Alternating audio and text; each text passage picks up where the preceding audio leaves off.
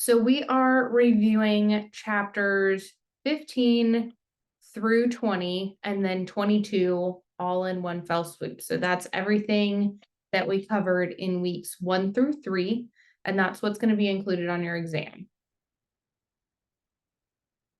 So the first thing that we're going to look at is just some general vocabulary.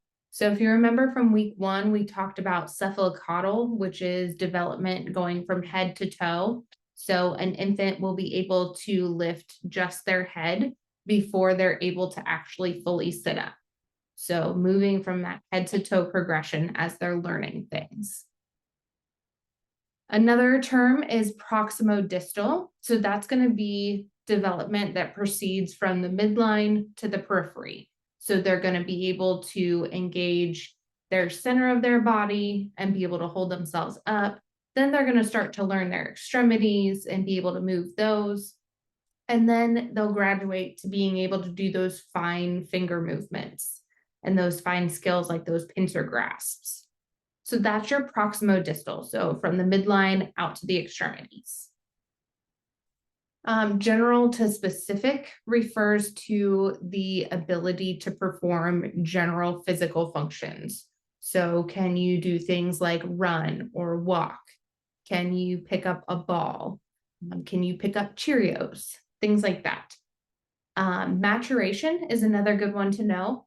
That is the total way in which a person grows and develops and is as dictated by inheritance.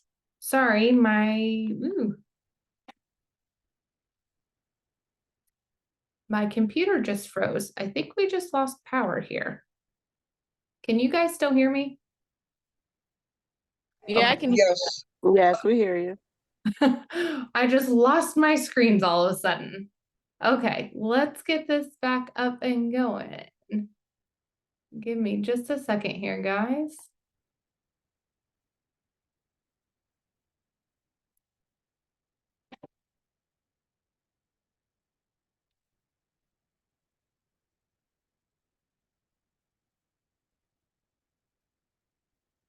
Well, that's a first for me to have happen in the middle of an exam review. Okay.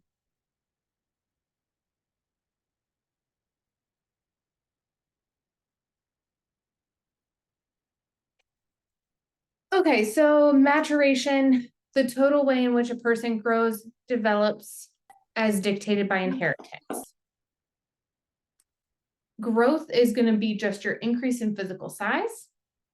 Development is a progressive increase in the body's function. So the body is able to do more things as we develop. Heredity is one of those factors that develops maturation. Then we go into our different family types. So we have our nuclear family, that's going to be our traditional family, that's going to be the husband, wife, and their biological children. We have our extended family, that's going to include grandparents, parents, children, relatives.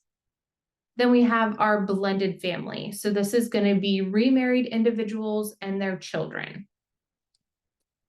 And an alternative family is going to be a communal family. So people that are outside of your biological relationship. So that could be teachers, it could be coaches, it could be church family members, those types. Your extrusion reflex is the protrusion of the tongue, so the sticking out of the tongue to prevent the intake of inappropriate food. So we see this in our infant population, which is why we wait before we start solid foods on them, because they're trying to protect their airway. So making sure that something doesn't get in there that they can't handle, so they stick out their tongue and force that food out. Your grasp reflex is when you have a baby and mom puts her finger inside baby's hand, baby's going to automatically grab mom's finger. So that's your grasp reflex. Prehension is the ability to grasp objects between your finger and the opposing thumb. And then your parachute reflex is where if you flip an infant upside down, they'll stick out their arms and legs to brace themselves so that they don't fall. Negativism is an example of the toddler testing their power and control or independence by saying no frequently. So if you ask them a question, their immediate answer is going to be no. Anytime they have a chance, their word of choice is going to be no. And that's that negativism. And that's them trying to get that independence. Ritualism is the term for toddlers increasing their sense of security by keeping those compulsive routines. So they're always going to want to stick to that same routine, that ritual of doing it the same way every time as a sense of security. Personality is defined as the unique organization of characteristics that determine the individual's typical or recurrent patterns of behavior. So those things that make you you and make you do the things that you do, that's your personality. Parallel play is where our kids are playing next to each other, but not with each other. So they're both doing their own thing, but they're sitting in close proximity. And then egocentrism is a type of thinking that doesn't recognize any point of view other than your own. Very common in our toddler and preschool children. So the world revolves around them. Everybody sees it the exact same way that they do, and it's their opinion or nothing else. Does anybody have questions over those vocabulary terms? No. Okay.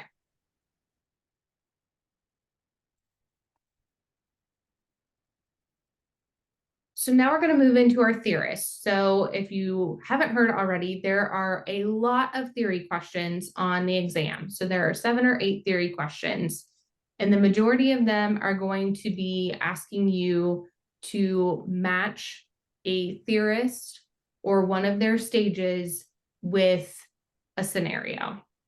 So like on our first quiz, we had a question about a puzzle and a child interacting with a puzzle, and which theorist did that belong to. So things similar to that.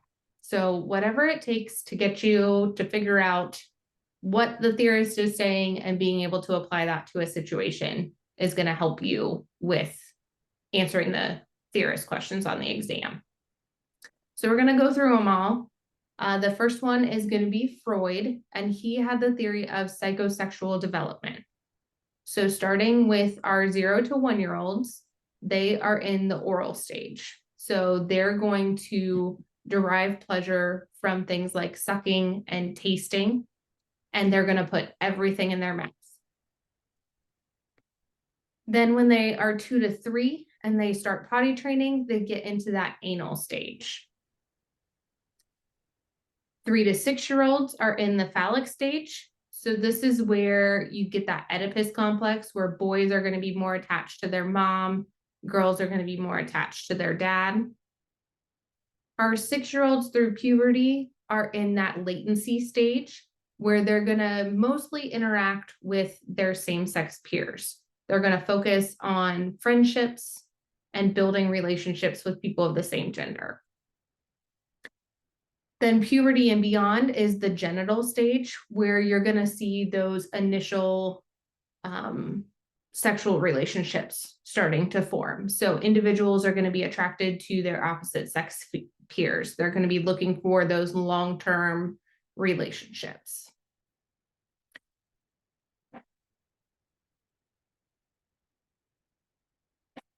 So in Freud's stage of orality, that's where the infant is going to explore the world with their mouth.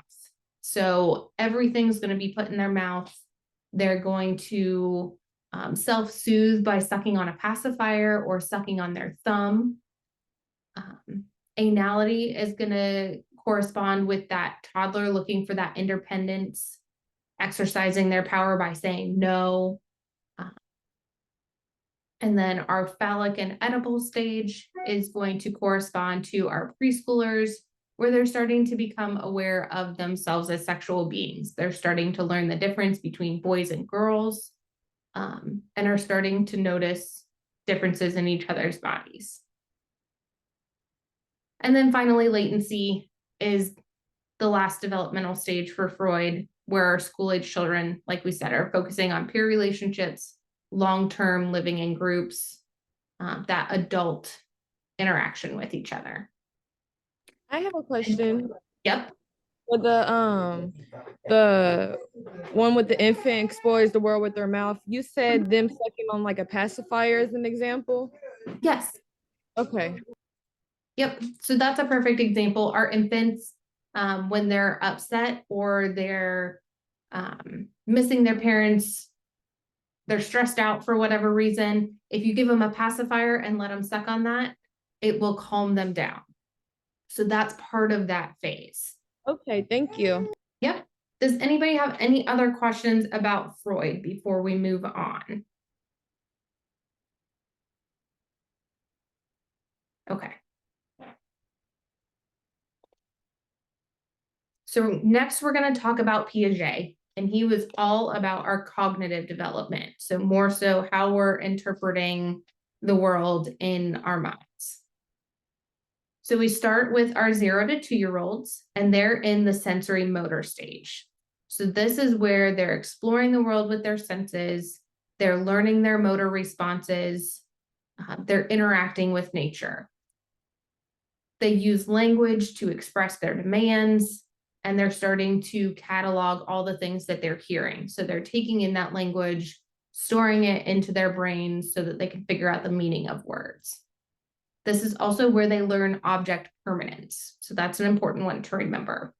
So that's where mom can hide a teddy bear under a blanket and the child understands that it still exists. It doesn't just disappear because it's under a blanket. Our pre-operational phase is our 2 to 7-year-olds. And this is where they start to use symbolic thinking. So they're going to use a symbol for something, where a box can be a race car. They'll use a stick to be a knight and have a sword fight. Things like that. They're also learning the proper syntax and grammar to be able to express what they need. Their imagination and intuition are going to be very strong, but they still don't understand abstract thought. So imagination, pretend are going to be very important at this age, but they don't necessarily understand the underlying meaning. They just think it's fun. And this is where they're starting to learn conservation. So understanding that a short wide glass and a tall skinny glass can have the same volume. So this is where they start to understand that concept. Moving into the concrete operational phase, that's our 7 to 11-year-olds, so our school age kids. Everything's going to be very logical, very cut and dry for them. They can understand things like time and space and quantity, but they can't apply them as independent concepts. So they're still very logical. You can't use a lot of detail with them. They just need short, concise directions. Formal operational is our 11 years and up. So this is where they get that abstract logic, abstract reasoning. They can strategize, they can plan. They're learning concepts and how to apply them to each other. So that's that advanced thought process.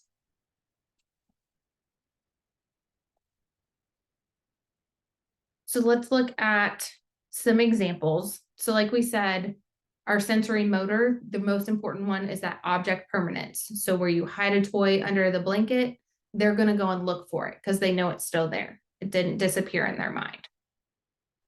For our pre-operational, we're going to be doing that dramatic imaginative play. So pretending to be a princess or pretending to be a superhero. Concrete operations, like we talked about, understanding a tall skinny glass and a short wide glass hold the same volume. They also understand reversibility. So explaining something out of order. And also decentering, which is viewing from somebody else's perspective. So this is where you'll see them using those play objects outside of their intended purpose. So the box as a race car, a banana as a phone, things like that. That's all decentering, using those outside of their intended purpose. And then in formal operations, we start to think abstractly. So what if the world never discovered electricity? So those what if questions. Questions about Piaget. No. Okay. All about how we're thinking.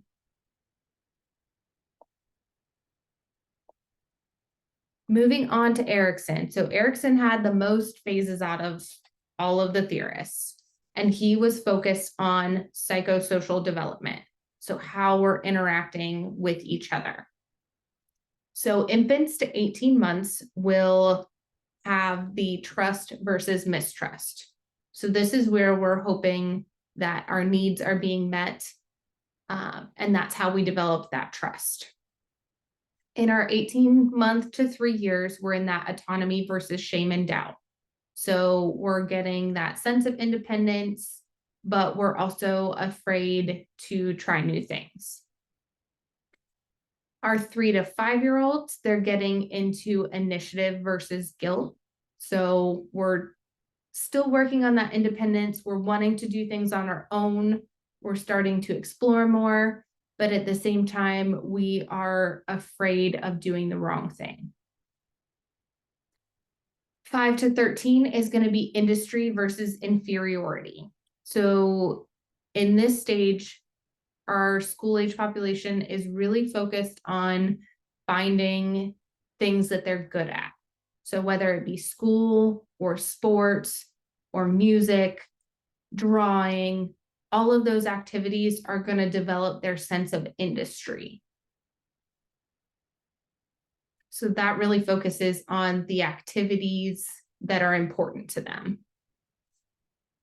Then in our 13 to 21 year olds, they are focused on identity versus confusion. So establishing who they are as an individual, what makes them tick, what their beliefs are, whether they're going to stay with the beliefs of their family or explore on their own.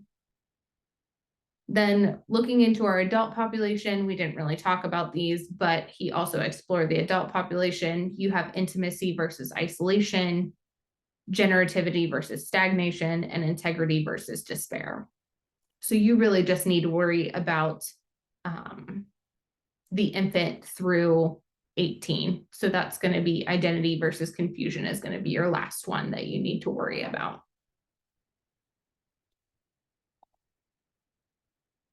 So like we said, infants are in that stage of trust versus mistrust, and it's all dependent on the parents meeting those basic needs that they have. So being fed, being loved, feeling safe, all of those needs. And those are vital to developing that healthy personality. Toddlers are in that autonomy versus shame and doubt. So they're learning those tasks like potty training, self-feeding, learning how to dress themselves, learning how to communicate. That initiative versus guilt is feeding off of that ability to do things on your own. So they're starting to really take charge and do things independently without being told, but also very concerned about doing the wrong thing.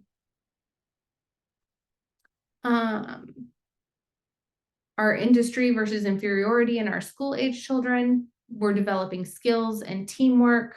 We're getting recognized for our accomplishments, and that makes us feel good. And then finally, our identity versus role diffusion includes our focus on who we are, developing that self-esteem, making our choices of vocation, understanding what others' expectations are, and then how that applies to us as adolescents. Questions on Erikson? So the guilt with the preschoolers, that was they didn't want to be like disappoint their parents, or what was it? They do independence, and then what was the guilt? You're right. Okay. They're worried about disappointing their parents. They're worried about doing the wrong thing. That's that guilt phase. Okay, thank you. Yep. Anybody else? No. No. Okay. Moving on to Maslow's hierarchy of needs. So this is going to be a pyramid that builds on itself. So the very first thing that we need is to have our physiological needs met. So this is going to be food, shelter, sleep, toileting, the sun to go up and down. It's very basic. Then once those needs are met, we can move up to our safety needs. And those are going to be that security, having those interactions with our parents. And then we move on to love and belonging. So that's going to be those development of relationships. Once that's met, we can work towards esteem. So things that make us feel good. So an education, being told that we're doing well, all of those praises and accolades. And then finally, we reach self-actualization, where we understand what it means to be a person and we feel fulfilled. So it's just understanding that we start with the very basic needs and then they build on that as your needs are being met. So that's Maslow's hierarchy. Does anybody have questions on that? No. Okay. Kohlberg is our last one. So stages of moral development. So our first one during infancy is obedience versus punishment. And in this stage, there's no difference between doing the right thing and avoiding punishment. So we're just doing what we're told because we're afraid of being punished. Then we move into self-interest in our preschool age. And this is where we are more interested in being rewarded than being punished. So we're going to do whatever we can to make sure that we get that reward instead of being punished. So we're all in it for what's in it for me. Our school age children are in conformity and interpersonal accord. So this is being considered that good boy or girl. So every effort is going to be made to maintain friendliness, making sure that you're meeting society's expectations. So avoiding that interpersonal conflict. So you're just going to do what you're told to keep the peace. They also then move into authority and social order. So that's where they're going to be fixated on the rules and their understanding of the purpose of morality is to maintain that social order. So everybody's job is to follow the rules to maintain order. And then that interpersonal accord is expanded to include the entire society. So the expectation is that everybody is following the rules. During their teenage years, they move into social contract. So this is where you get that reciprocity. We're looking at mutual benefit. Morally right and legally right aren't necessarily the same during this time. And the overall principles behind rules are to make life better for everybody. And then the last stage in adulthood is universal principles. And that's where morality is based on principles that transcend mutual benefit. So there's this overarching good, and that's what dictates how the world works. So everything is looking at a mutual benefit. So again, you really need to focus on infancy through teens for this. questions about Kohlberg? No. Okay.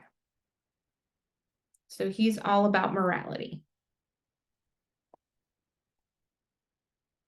Okay, that is it for our theorists. So now we're going to go through our different age groups, starting with our infants. So we need to know what the correct term for a newborn is. So the correct term from birth to 4 weeks of age is a neonate. Anything after 4 weeks to a year is going to be an infant. So just remembering those first 4 weeks are neonates, after that they're infants. And then looking at how they're growing. So they should double their weight by 6 months, triple by the end of the first year, and then their height should increase by 1 inch per month for the first 6 months. An average infant should be 29 inches by the end of their first year of life. Some of those other big milestones for our first year, they should start taking independent steps by 1, and they should start getting their teeth by 6 months. When we're looking at feeding, breast milk or formula are going to be most desirable for the first 6 months before they get those teeth. And then we'll gradually start introducing solid food at 5 to 6 months when their teeth start coming in. So breast milk is going to be best because it's easily digestible. It also transfers mom's antibodies as well as her iron stores. But we also need to be sensitive to the fact that not every mother can breastfeed. So when mothers can't breastfeed, formula is going to be our next best choice. Because that's still going to provide them the nutrition that they need. It's going to give them that outside source of iron, additional vitamins, and things that are really important for them as they're growing. So when we start introducing solid foods, we want to start with rice cereal because it's easily digestible and has the least potential to cause an allergic reaction. We need to remember that when parents are buying store-bought food or preparing food at home, that they need to look at the salt and sugar content and make sure that they're not adding any extra. We don't want to give honey before the age of 1 because of the risk of botulism. And then if they're making their own foods, they need to cook them until they're tender. Make sure they're using as little water as possible. So you're really packing a small amount of food with all of the nutrients that you can. And then they can strain or puree the food and put it in ice cube trays for serving, making sure that they're only preparing single servings at a time. So those ice cube trays can be good for freezing more servings so that you're only thawing out what you need for each serving. I have a question. Yeah. Why is it important to start with rice or cereal again? So the rice cereal is going to be really easy to digest, and it also has the least potential to cause an allergic reaction. Okay. Yeah.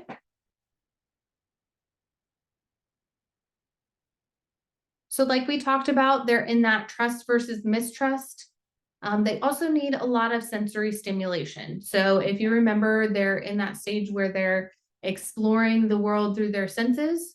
So we need to stimulate this to be able to improve their development. So we need to be talking to them. We need to be providing them time to move around and explore their environment, things like tummy time, making sure that they have toys that they can reach and grasp and interact with. All of those things are going to be really important to them developing the skills they need to progress.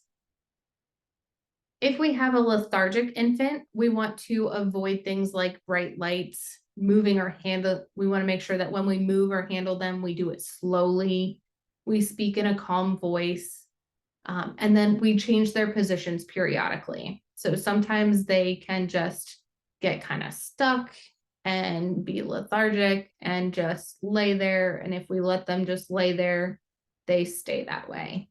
But if we're giving them just a little bit of stimulation by sitting them up or laying them down, changing that position, it can be just enough to help perk them up and get them engaged again. They need to routinely see their physician during the first year so that we can monitor their growth and their development, make sure that they're getting their immunizations on time, and then to facilitate educating and supporting the parents.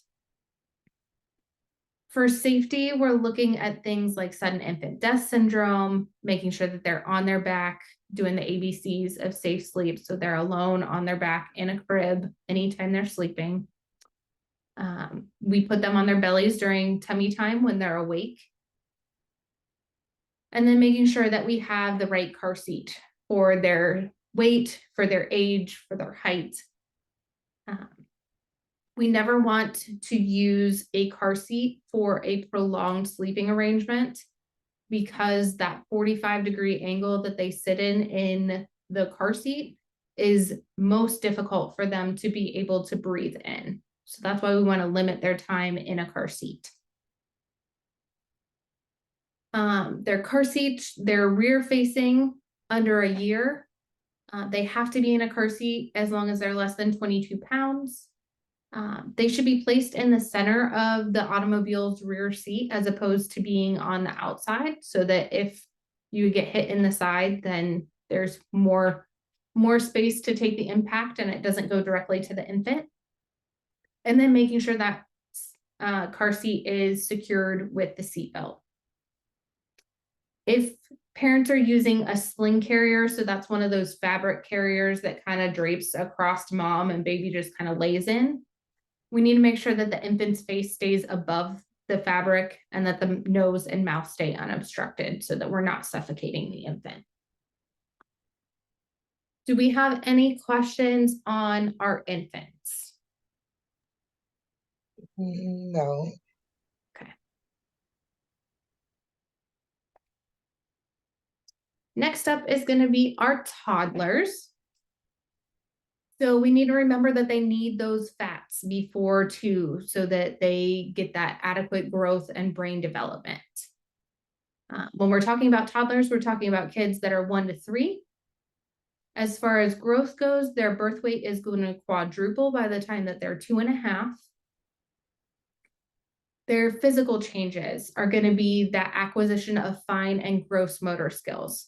So your gross motor skills are going to be running, walking, sitting, jumping, those big skills that they learn. Then their fine motor skills are going to be writing, that pincer grasp, those really small movements. That's going to be those fine, detailed motor skills. They also increase their mobility and that eye-hand coordination. Their digestive volume and processes are going to increase to move to that 3-meal-a-day schedule. They should have complete bowel and bladder control between 2.5 and 3 years. And then Erickson refers to the toddler stage as one where they're getting that autonomy or self-control while overcoming shame and doubt. And the most evident cognitive achievement for the toddler is going to be their language and comprehension. So that's where you're going to see the most growth at this age, is going to be their ability to communicate and understand. Some self-regulatory functions that they're mastering are going to be toilet training, perfecting their physical skills, and their speech. So those are the things that they're really working on. This is where we first start to see separation anxiety, and we need to understand the stages. So that initial protest when the parents leave, despair when the parents are gone and they're sad and withdrawn, and then finally detachment, where they move on and pretend that nothing ever happened. Parental guidance is going to be needed to handle that constant saying no, temper tantrums, and sibling rivalry that are common in this age group. And then understanding discipline should be designed to teach rather than to punish. So using timeouts. And if you remember, the rule for timeouts is 1 minute per year of age. Questions about our toddlers?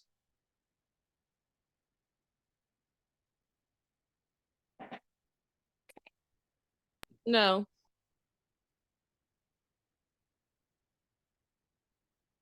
Move on to our preschoolers. So we're starting to work towards entering school, learning how to cooperate with each other, learning how to control our body functions, being okay, being separated from our parents. We're still working on our communication skills, our memory, and our attention span. So this is going to be our 3 to 6-year-olds. Those motor skills are going to be more developed. So we're going to see those advanced things like running, skipping, drawing pictures. This is where that symbolic thought process and their language comes in. So as they're drawing pictures, you might see that symbolism come out. As they play, you're going to see that as they're using their imagination. This is also the development of initiative. So being able to do tasks independently without being asked. We talked about moral development and being aware of the needs of others. And then this is where you're really going to see a rapid change in their language. They're going to be able to construct complicated sentences. They're going to be a lot more vocal about their needs. They're still going to be really focused on play, and that's how they're going to learn and understand their environment. So that contributes not only to their physical well-being, but also their mental well-being. So we need to make sure that we're encouraging communication, we're socializing them with people outside of the family, making sure they have lots of opportunities to get that energy out, get rid of those wiggles. This is where you're going to see that cooperative and imaginative play. Some social issues that they face are learning to share and controlling those impulses. So parents need help with learning how to set limits, how to handle jealousy, and then how to respond to things like some thumb sucking and masturbation. So those are very common in the preschool age, and it's just part of their development. They're normal. Parents just need to encourage the child and praise them to keep them from sucking their thumb, and then making sure that they're explaining appropriate times to explore your body. Then we have bedwetting or enuresis. So you have primary enuresis in a child that has never been dry. Secondary enuresis is going to be bedwetting that happens after a child's been dry for 1 year or more. Questions about preschoolers? No. Our school age kids, our 6 to 12-year-olds, they are really working on independence. And this is when they're going to learn to perfect those skills and the information that they've learned up to this point. They're in that stage of industry or accomplishment.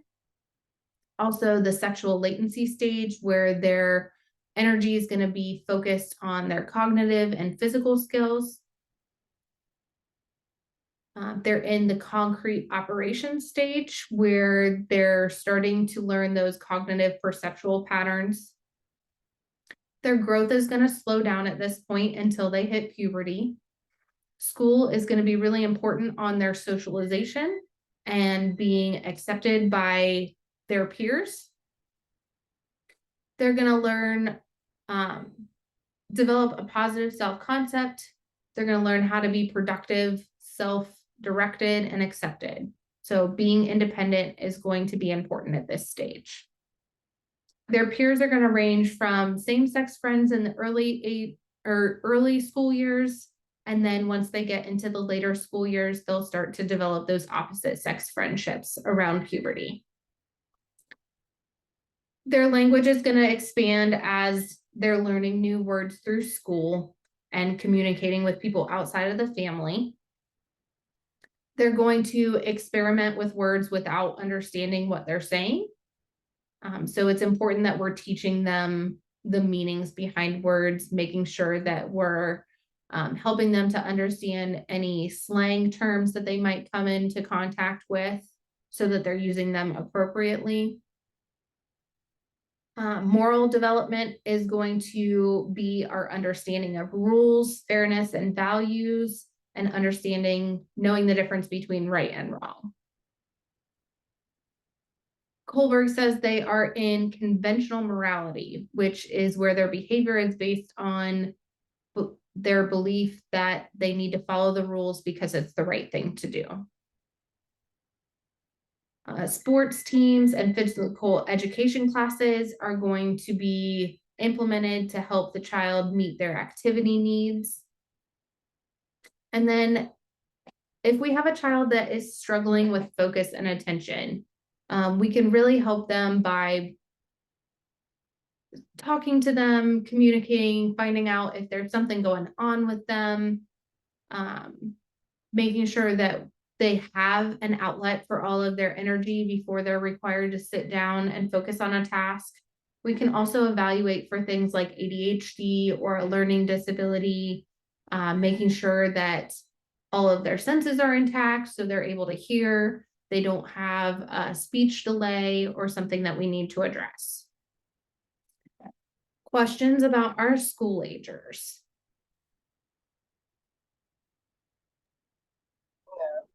Okay. Last one is our adolescents. So they are in that period that begins with the appearance of those secondary sex characteristics, and it ends with emotional maturity and the cessation of growth. So reaching that adult stature. Erickson says their major task is going to be developing that sense of identity. They're also learning how to separate from their family, initiating intimacy, and making those career choices. They're preparing for life on their own outside of the family. Freud considers adolescence as the last stage of psychosexual development, and it's referred to as the genital stage. And then Piaget says this is when we're learning that abstract reasoning and logic, and he calls that formal operations. So our physical development that we see during this time is going to be distinguished by puberty. So that's where the reproductive organs are going to become functional, and we're going to see those secondary sex characteristics. Some of their primary challenges are going to be adjusting to rapid physical changes, maintaining privacy, coping with stress and pressure, making sure that they have open communication, and then developing those positive lifestyle choices. So the number one hazard that kills most adolescents is going to be automobile accidents. So that is important to remember.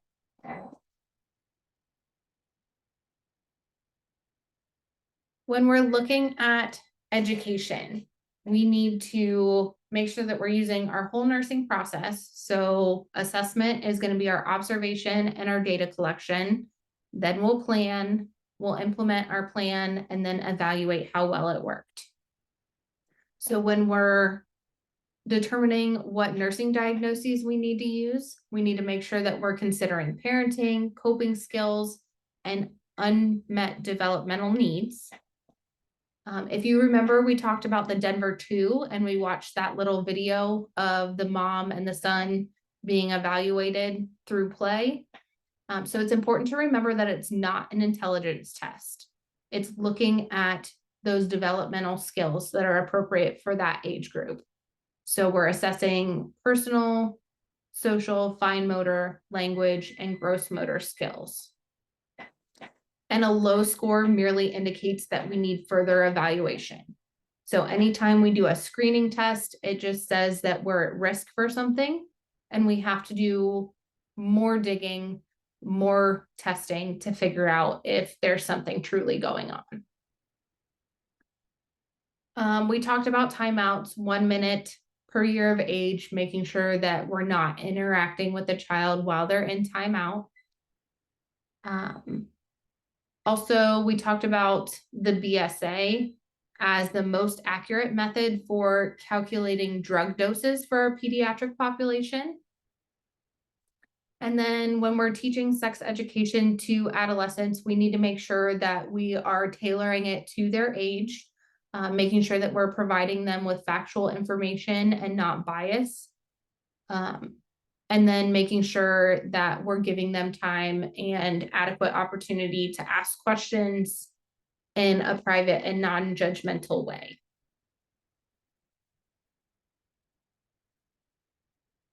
For our healthcare adaptations, we need to remember that medications have to be adjusted to the child's size, their age, and their body surface. They absorb and metabolize and excrete drugs very differently than adults do, and their response is going to be a lot less predictable than an adult's response to medication. Their weight measurements have to be recorded accurately and in kilograms because that's what we use to calculate their medication doses. So remember, any pediatric medication is going to be calculated in milligrams per kilogram per day or per dose. The recommended IM injection site for children is going to be the vastus lateralis. And then for adolescents, we can use the deltoid. Remember, when we have IV fluids running, we have to monitor them hourly so that we're making sure that we don't cause a fluid overload that can lead to cardiac failure, and that we make sure that we're using IV pumps so that we're giving an accurate rate and safe dose. Making sure that we're recording all of this on our I's and O's. If an infant's NPO, meaning they can't have anything by mouth, they still need to be given a pacifier so that they can self-soothe and practice those sucking skills. And then when you're doing a diaper weight, for your I's and O's, make sure that you're weighing your wet diaper and then subtracting your dry diaper. And 1 gram of weight is going to be the same as 1 milliliter of output. And last but not least is medication administration. So making sure that we're recording our weight in kilograms, using those milligrams per kilogram, and then paying special attention to whether or not they're asking per day or per dose. Making sure you know how to get your weight from pounds to kilograms, and that's going to be dividing by 2.2. Also calculating the proper dosage based off of a prescribed amount with an available amount. And then making sure that we're paying attention to milligrams versus milliliters to determine what the question's asking. And then if you remember from the Kahoot, tetracyclines can cause discoloration of the teeth. So we try to avoid those for the first 8 years of life. The leading cause of death in children is going to be accidents and trauma. And then finally, a latchkey child is a child that's regularly left unattended for long periods. So if there's a time after school that the child gets home first and the parents aren't home until later, that long extended period of time is going to be described as a latchkey child. And those risks are accidents that can happen while they're being left alone to care for themselves and then feeling isolated. So that is it for our exam review. What questions do you guys have?